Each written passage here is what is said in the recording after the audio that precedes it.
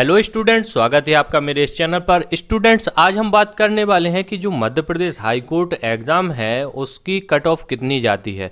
Students, इसके पहले मैंने आपको इन्फॉर्मेशन दी थी एक वीडियो के माध्यम से कि मध्य प्रदेश हाई कोर्ट द्वारा वहाँ पर जूनियर जुडिशियल असिस्टेंट एवं स्टेनो के लिए यहाँ पर एग्ज़ाम के कितने पद हैं इसके बारे में जानकारी दी।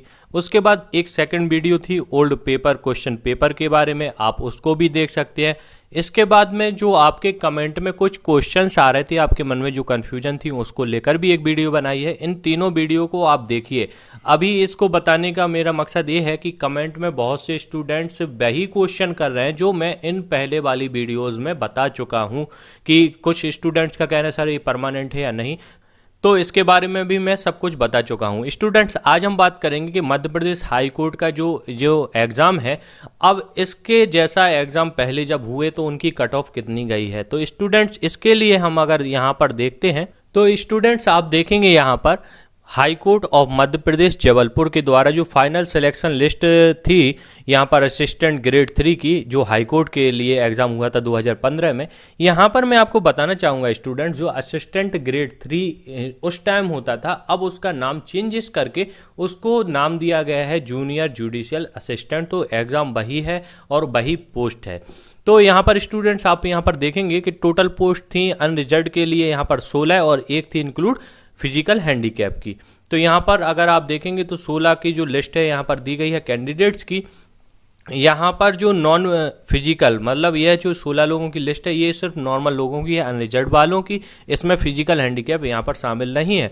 तो उनकी जो है 84 पे उनका यहाँ पर परसेंट गया था। इसके बाद में वेटिंग लिस्ट भी बनती है, तो यहाँ पर 5 लोगों को वेटिंग लिस्ट में भी रखा गया था। इसके बाद में यहाँ पर ओबीसी की जो कट ऑफ गई थी वह गई थी 80 नंबर पर, मतलब अगर ओबीसी कैटेगरी के किसी बंदे के 80 नंबर हैं तो उसको भी सिलेक्शन यहाँ पर दिया गया था। ओबीसी की वेटिंग लिस्ट 2 बनी थी। इसके बाद में एससी कैटेगरी की जो थी सीट यहाँ पर, उसमें बना था यहाँ पर जो कट ऑफ गया था वह 69.5 गया था। इसमें एक इंक्लूड है फिजिकल हैंडीकैप का भी यहाँ पर इंक्लूड है, तो यहाँ पर 69.5 गया था। इसके बाद में एससी की बात, एससी में यहाँ पर 3 वेटिंग बनी थी।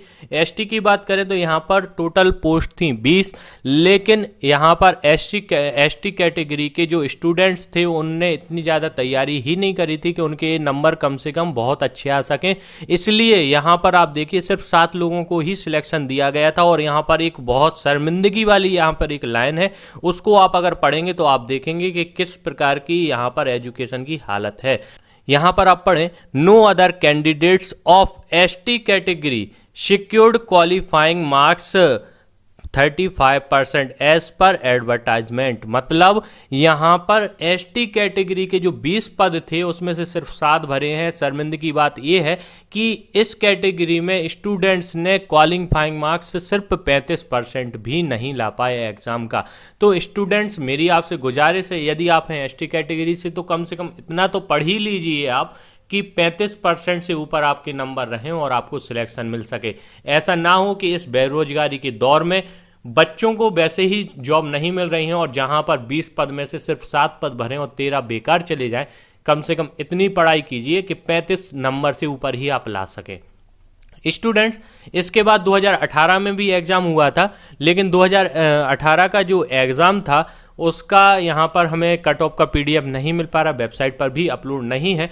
तो लेकिन उसका जो मैंने पता किया है तो उसका जो हमारा कट ऑफ गया था वह 88% गया था अनरिजर्व्ड का, और जो ओबीसी का गया था वह लगभग 79% के अप्रॉक्स गया था, लगभग 79% के लगभग यहाँ पर ओबीसी का गया था। एससी एसटी का जो है उसका मुझे जानकारी नहीं मिल पा रही है, क्योंकि जब तक उसकी पीडीएफ नहीं आएगी उसके बारे में मैं यहाँ पर अनाउंस नहीं कर सकता हूँ, क्योंकि उसकी परसेंट बहुत कम जाती है और मैं ऐसा आपको गलत इन्फॉर्मेशन नहीं देना चाहूँगा। जो सामने है, सामने मैंने आपको दिखाया कि इनका गया है अनरिजर्व्ड का 84 गया था 2015 में, ओबीसी 80 गया था, एससी का गया था 69.5, और एसटी का मैंने आपको बता ही दिया कि अगर आपके क्वालिफाइंग मार्क्स भी 35 नंबर से ऊपर आ जाते तो आपका सिलेक्शन हो जाता। तो अब गुजारिश है कि आप लोग इतनी अच्छी तैयारी करें। अगर आप अनरिजर्व्ड से हैं तो कम से कम आप 95 नंबर की तैयारी करके ही रहें। ओबीसी से हैं तो आप 90 नंबर तक की तो तैयारी करके रहें और 95 भी करें तो बहुत अच्छा है। एसटी एससी हैं तो आप लोग तैयारी करें इतना कि आप पास भी हो जाएं तो आपको सिलेक्शन हो सकता है कि मिल जाए यहाँ पर। लेकिन तैयारी सभी लोगों को करना है, क्योंकि पद इस बार में उस बार में बहुत ज़्यादा आए थे 20, लेकिन इस बार में हो सकता है बहुत कम हो। लेकिन तैयारी सभी करेंगे, और अगर आपको जॉब चाहिए इस बेरोजगारी के दौर में तो आपको सभी को तैयारी करना पड़ेगी। स्टूडेंट्स, यदि वीडियो आपको पसंद आई है तो इसको लाइक कीजिए, अधिक से अधिक शेयर कीजिए और चैनल को सब्सक्राइब कीजिए। धन्यवाद।